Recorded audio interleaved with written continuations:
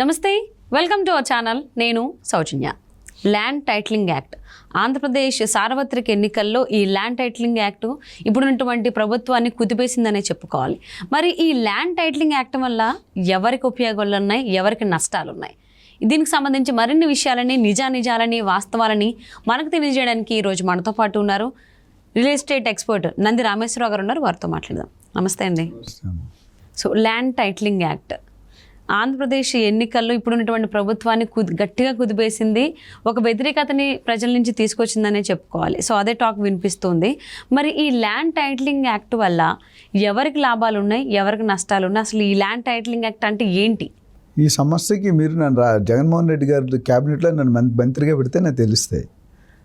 మీకు అంత తెలియాల్సిన, క్యాబినెట్లో పెట్టాల్సిన అవసరం లేదు, మీరు బయట నుంచి కూడా చాలా చెప్పగలుగుతారు. నాకేం తెలుస్తుందమ్మా వాళ్ళు ఏ తెలిస్తారో. 30 years ఇండస్ట్రీ అంతకు మించే ఉన్నారుగా ఇండస్ట్రీ, రియల్ ఎస్టేట్ ఇండస్ట్రీలో. ఇది చాలా వైరల్ అవుతున్న న్యూస్, ఎందుకంటే పబ్లిక్తో సంబంధం ఉన్న ఇష్యూ ఇది. ఫస్ట్ అసలు ఏపీ ల్యాండ్ టైటిలింగ్ యాక్ట్ అంటే ఏంటో చూసిన తర్వాత నీ ప్రశ్నకి సమాధానం చెప్తాను. ఇప్పుడు జనరల్గా మనం గత 60-70 మనకి ఇండిపెండెన్స్ వచ్చిన దగ్గర నిజాం తర్వాత బ్రిటిష్ కాలం తర్వాత మనకి ఇండిపెండెన్స్ వచ్చింది. అప్పుడు నుండి కూడా మనకి లింక్ డాక్యుమెంట్స్ అని ఇందాక వీడియోలో చెప్పాం కదా, లింక్ ఉర్దూలోను తెలుగులోను హ్యాండ్ రిటన్ డాక్యుమెంట్స్ ఉన్నాయి, ఉండేవి అప్పుడు. ఇప్పుడు అంటే సాఫ్ట్వేర్ వచ్చింది, అప్పుడు ఏం లేవు కదా. అవి కొన్ని రోజులు అయ్యి ఫేడ్ అయిపోయి సరిగ్గా కనిపిస్తున్నాయి, కొన్ని కనిపించట్లేదు. ఆ రైటింగ్ ఎలా ఉంటుంది, పెన్నుతో రాసింది, నీళ్ళు పడడం, అది పడడం, ఇది పడడం అంతా 70 సంవత్సరాలు 80 సంవత్సరాలు అయింది. సో ఏదైనా ఒక మనిషికి పలానా వ్యక్తి ఉన్నారు, ఆయనది ఈ ల్యాండ్ అంటే 30 రికార్డులు చెక్ చేయాలి. మనం ప్రస్తుతం ఉన్న రూల్స్లో 30 సపరేట్ రికార్డ్స్, అంటే tahsildar, joint collector, RDO, MDO, VDO, వీళ్ళందరూ పొజిషన్స్ ఉన్నాయి. జాయింట్ కలెక్టర్ లెవెల్ వరకు 30 రికార్డులు చెక్ చేస్తే ఈ ప్రాపర్టీ నీది అని చెప్తారు. ఆ 30 రికార్డులో ఒక్క రికార్డు తప్పున్నా అది నీది కాదని చెప్తారు. అది ఇప్పటి వరకు ఫాలో అవుతున్న సిస్టమ్. అయితే జగన్మోహన్ రెడ్డి గారు ఇంట్రొడ్యూస్ చేసే ముందు నీతి ఆయోగ్ అని సెంట్రల్ గవర్నమెంట్లో బాడీ ఉంది. నీతి ఆయోగ్ వాళ్ళు ఒక గైడ్ లైన్ ఫ్రేమ్ చేశారు. ఏంటంటే ఇవన్నీ కూడా డిజిటల్ సర్వే చేసి, డిజిటల్ అంటే తెలుస్తుంది కెమెరా, డిజిటల్ సర్వే చేసి దీన్ని ప్రాపర్గా రికార్డ్ సెట్ చేసి చేయండి అని ఒక గైడ్ లైన్స్ ఇచ్చారు. ఆ గైడ్ లైన్స్ ఈచ్ ఆ స్టేట్కి అనుకూలంగా పెట్టుకోమన్నారు. అది దాని ఒరిజినేషన్. అది ఇక్కడ వచ్చిన తర్వాత ఏమైందంటే, ఇప్పుడు మనకి ఆంధ్రప్రదేశ్లో 553 కోట్లు ఉన్నాయి, కోర్ట్స్, 17,000 గ్రామాలు ఉన్నాయి, చిన్న పెద్ద చిట్టుగా అన్నీ కలిపి. అంటే సర్వే చేయాలంటే ఇవన్నీ సర్వే చేయాలి. ఎంత టైం పడుతుంది? ఇప్పటివరకు నాకున్న అంచనా ఇన్ఫర్మేషన్ ప్రకారం అప్రాక్సిమేట్గా 6,000 గ్రామాలు చేశారు. ఇంకా 11,000 గ్రామాలు చేయాల్సిన అవసరం ఉంది. అయితే చేసినప్పుడు అథారిటీ ఉంటుంది. ఇందులో 2 రిజిస్టర్స్ పెట్టారు, సెటిల్డ్, డిస్ప్యూటెడ్, రెండే 2 రిజిస్టర్లు. ఏమంటారంటే జగన్మోహన్ రెడ్డి గారు ఈ సిస్టమ్ కానీ ఫాలో అయితే ఈ 30 రికార్డులో అన్నీ రీచెకింగ్లో టాలీ చేస్తే అన్నీ కరెక్ట్ ఉంటే సెటిల్డ్ అంటే ఒక్క డాక్యుమెంట్ ఇస్తారు నీకు, ఫైనల్ పేపర్. నెక్స్ట్ టైం నువ్వు అమ్మాలనుకున్న ఈ ఒక్క డాక్యుమెంట్ చూస్తే చాలు, ఈ 30 రికార్డులు చూడక్కర్లేదు, ఎందుకంటే ఆల్రెడీ సర్వే చేశారు. అది పాజిటివ్ మైండ్లో. సపోజ్ ఒక రికార్డు బాగోలేదు, టాలీ అవ్వట్లేదు, అది డిస్ప్యూట్లో వెళ్ళిపోతుంది. సో సెటిల్డ్ అనేది ఎవరు ఇస్తారంటే ల్యాండ్ టైటిలింగ్ ఆఫీసర్ అని ఒక పొజిషన్ పెట్టారు, LTO అంటే ల్యాండ్ టైటిలింగ్ ఆఫీసర్.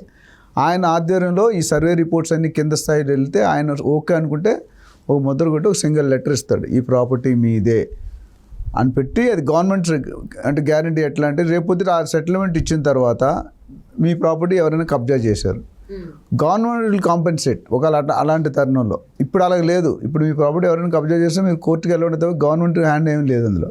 బట్ ఇక్కడ అది కానీ నిజంగా సెటిల్డ్ అయ్యి ఉండి దాని తర్వాత 2-3 సంవత్సరాల తర్వాత మీ ప్రాపర్టీని ఎవరైనా కబ్జా చేసి ఫేక్ డాక్యుమెంట్ క్రియేట్ చేస్తే government will pay insurance against this properties and మొత్తం క్లెయిమ్ బ్యాక్ ఇస్తారు అని అంటున్నారు. ఇంతవరకు ఇంప్లిమెంట్ చేయలేదు, ఇది ప్లాన్. సపోజ్ ఇప్పుడు డిస్ప్యూట్కి వెళ్తే డిస్ప్యూట్కి LTAO, land title appellate officer, so ఆయన నెక్స్ట్ అథారిటీ ఈయనకంట. ఆయన ఒకవేళ ఓకే అంటే ఓకే, నాట్ ఓకే అంటే ఇంకా పర్మనెంట్గా నీకు ప్రాపర్టీ చెందదు.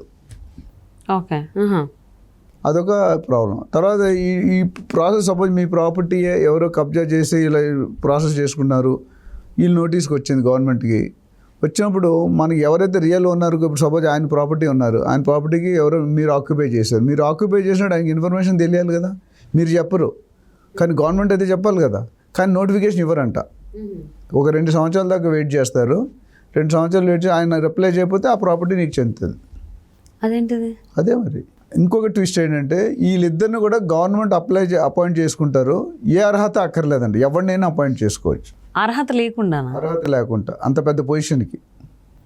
ఓకే. కోట్ల ప్రాపర్టీస్ ఉన్నాయి. ఈరోజు 25 లక్షల హెక్టార్లు ప్రాపర్టీ డిస్ప్యూట్స్లో ఉన్నాయి. ఎన్ని? 25 లక్షల హెక్టార్ ల్యాండ్. 25 లక్షల హెక్టార్ ల్యాండ్ అన్ని డిస్ప్యూట్ కేసెస్లో ఉన్నాయి. ఆంధ్రప్రదేశ్ ఎలా ఉన్నది. సో ఇక్కడ చంద్రబాబు నాయుడు గారు ఇప్పుడు ఏమంటారంటే, ఇప్పుడు ఈ నీళ్ళు బావమరిని పెట్టేస్తాడు, లేకపోతే తోడలను పెడతాడు. ఆయన అన్ని గవర్నమెంట్ ఫేవర్కి ఇవ్వచ్చుగా, ఓనర్కి లాస్ అవుతుంది కదా. ఓనర్ ఇప్పుడు రైతు ఉంటాడండి, చాలామంది ఓనర్ సిటీలో ఉంటారు కదా, 90% ఓనర్స్ రైతులు. పాపానికి 1/2 ఎకర్ 1 ఎకర్ 2 ఎకర్ ఉంటుంది. ఆయన ఏమైనా ప్రాబ్లం వస్తే కింద కోర్టుకి వెళ్ళకూడదంట, డైరెక్ట్ హైకోర్టుకి వెళ్ళాలి. హైకోర్టుకి వెళ్ళాలనేది పెద్ద సబ్జెక్ట్. లాయర్ని అపాయింట్ చేసుకోవాలి, అడుగు 10,000 20,000 ఇవ్వాలి. ఇవన్నీ రైతులు చేస్తారా? కష్టం వాళ్ళకి. సో నోటిఫికేషన్ రాదు, వీళ్ళు సివిల్ కోర్ట్స్కి వెళ్ళకూడదు, లోక్ అదాలత్ వెళ్ళకూడదు, డైరెక్ట్ హైకోర్టుకి వెళ్ళాలి. సో ఇవన్నిటిని ఇప్పుడు మన ఆపోజిషన్ పార్టీ చంద్రబాబు నాయుడు గారు ఉండి ఇవన్నీ హైలైట్ చేస్తున్నారు. ఒకటి, వీళ్ళు మనుషులు వీళ్ళు పెట్టుకుంటే ఓనర్ పరిస్థితి ఏంటి? వీళ్ళిద్దరు కలిపి ఒకటి అయ్యారు అనుకోండి, ఎల్టీఓ గవర్నమెంట్ ముగ్గురు కలిపి ఒకటి అయ్యారు అనుకోండి, ఓనర్కి అన్యాయంగా 100% జరుగుతుంది. ఎందుకంటే వాళ్ళ ముందు ఓనర్ నిల్చోలేడు కదా. మీకు అర్థమవుతుందా? అదొకటి. రెండోది ఏమంటారంటే, ఈ 2 సంవత్సరాల్లో నోటిఫికేషన్ లేకుండా వాళ్ళంతా వాళ్ళు కబ్జా చేసి ఒకసారి డిస్ప్యూటెడ్ వెళ్తే పెద్ద పెద్ద బడాబాబుల చేతుల్లోకి వెళ్ళిపోతుంది ప్రాపర్టీ. ఈయనకి ఇవ్వడు, అది చీప్గా కొట్టేస్తారు. ఎన్నో కేసులు చూసాం మనం. మూడోది, ఈయన రిజిస్ట్రేషన్ చేసినప్పుడు డాక్యుమెంట్స్ ఒరిజినల్ ఇవ్వట్లేదని న్యూస్. జగన్మోహన్ రెడ్డి గారు జెరాక్స్ ఇస్తున్నారని. అది ఎంతవరకు కరెక్ట్ లేదని ఈయన నుంచి ఒక ఇంటర్వ్యూలో, TV9 ఇంటర్వ్యూలో నేను చూసాను. జగన్ గారు ఏమంటే 9 లక్షల డాక్యుమెంట్లు ఇచ్చాము మేము అని చెప్పాడు, బట్ ఇవ్వట్లేదు అన్నారు. సో అదొక ఇష్యూ. సో డాక్యుమెంట్స్ జెరాక్స్ ఇస్తే ఆ లోన్ ఎక్కడైనా తెచ్చుకుంటే ఎలా తెచ్చుకుంటారు? వాడికి గ్యారంటీ ఏంది? ఇప్పుడు ఏమైనా 4G చేయాలంటే ఒరిజినల్ చేయొచ్చు, జెరాక్స్లో ఏం చేయలేరు కదా మీరు. ఈవెన్ లోన్కి వెళ్ళాలంటే కూడా జెరాక్స్ చూసి అయితే ఇవ్వరు కదా. అప్పుడు కావాలంటే మా దగ్గరికి రండి అంటున్నారు. అంటే మళ్ళీ దానికి సిస్టమ్ ఉంటుంది. మూడోది ఏంటంటే, నెక్స్ట్ పాయింట్, జగన్మోహన్ రెడ్డి గారు ఫోటో వేస్తున్నారు సేల్ డీడ్ మీద. మీరెవరండి? మీ ప్రాపర్టీ ఓనర్ ఫోటో ఇవ్వండి. మీ ప్రాపర్టీ అయితే మీ ప్రాపర్టీ. సీఎం ఫోటో ఎందుకు? సీఎం ఇవ్వలేదు కదా land. CM is a state leader. And RBI norms ప్రకారం ఎవరి ఫోటో కూడా ఉండద్దు అనేది కూడా ఉందని కూడా అంటున్నారు. ఇది ఎంతవరకు వాస్తవం అంటారు? అంటే సిస్టమ్ బట్టి మారుతూనే ఉంటాయి రూల్స్. ఎందుకంటే మన సేల్ డీడ్లో మన ఫోటో, బయ్యర్ కాలంలో మన ఫోటో ఉంటుంది, సెల్లర్ కాలంలో సెల్లర్ ఫోటో డెఫినెట్గా ఉంటుంది. కాకపోతే ఇక్కడ సీఎం గారి ఫోటో వేయడం అనేది కరెక్ట్ కాదు. ప్లస్ ఈ హోల్ సిస్టమ్ చేసినప్పుడు సర్వే పబ్లిక్ ఒపీనియన్ తీసుకోలేదు, సర్వే చేయాలి. అండ్ 553 కోట్లు చేసే పని వీళ్ళు ఈ ఎల్టీఓ లెవెల్లో చేయగలుగుతారు అనేది పెద్ద క్వశ్చన్ మార్క్. అంటే ఇదేదో ఒక గూడు పుట్టానిలాగా అనిపిస్తుంది. ఇందాక మనం జూనియర్ ఎన్టీఆర్ కేసు చేసిన అది డిఫరెంట్ గూడు పుట్టాని, ఇది డిఫరెంట్ గూడు పుట్టాని. So at the end of the day state లీడర్గా తీసుకుంటే ఎవరైనా మేబీ జగన్మోహన్ రెడ్డి గారి అభిప్రాయం, ఆలోచన మంచిదే.